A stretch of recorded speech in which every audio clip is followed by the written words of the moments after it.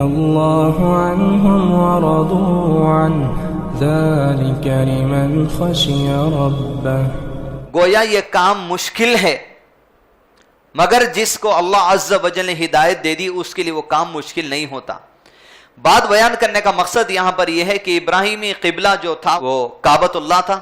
اللہ عز و جل نے اس قبلے کو لوگوں سے بڑے دور دراز سے یعنی بنی اسرائیل کے لیے قبلہ بیت المقدس فکس کر دیا تھا۔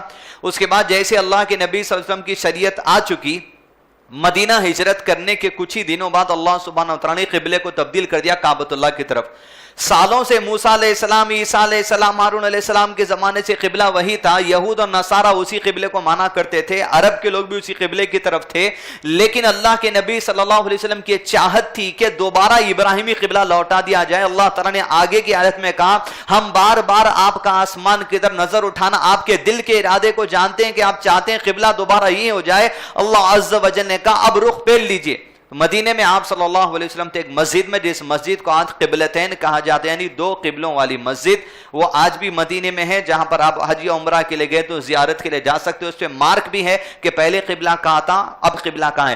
عصر کی صلاح میں یہ حکم ہوا قبلہ تبدیل کرنے کا، اور صحابہ جیسے اللہ کے نبی صلی اللہ علیہ وسلم کے پیچھے نماز پڑھ رہے تھے بیت المقدس کی طرف رخ کر کے، حکم ہوا۔ اللہ عز و جل کہتا ہے گویا یہ کام مشکل ہے، گویا کام اتنا مشکل ہے کہ نماز کے دوران اللہ کے نبی صلی اللہ علیہ وسلم رخ بدلنے والے ہیں۔ سالوں سال سے لوگوں کے قریب ایک ہی قبلے کا چرچا ہے، اب وہ قبلہ تبدیل ہونے والا ہے۔ گویا کام مشکل ہے، لیکن اللہ نے کہا ان کے لیے ہرگز مشکل نہیں ہو سکتا جس کو اللہ عز و جل ہدایت عطا کر دے۔ گویا جیسے اللہ کے نبی صلی اللہ علیہ وسلم صلاۃ العصر میں بیت المقدس سے پلٹے، نماز کے دوران ہی خانہ کعبہ کی طرف بلا چو چرا، بغیر کسی شک کے، بغیر کسی تکلیف کے، بغیر اپنے دل میں کسی چیز کو اٹھائے ہوئے، جتنے صحابہ تھے اللہ کے نبی صلی اللہ علیہ وسلم کی اتباع میں قبلہ ادھر تھا تو پلٹے کعبۃ اللہ کی طرف۔ اللہ نے کہا گویا مشکل تھا، مگر ان کے لیے نہیں جس کو اللہ عز و جل ہدایت دے دے۔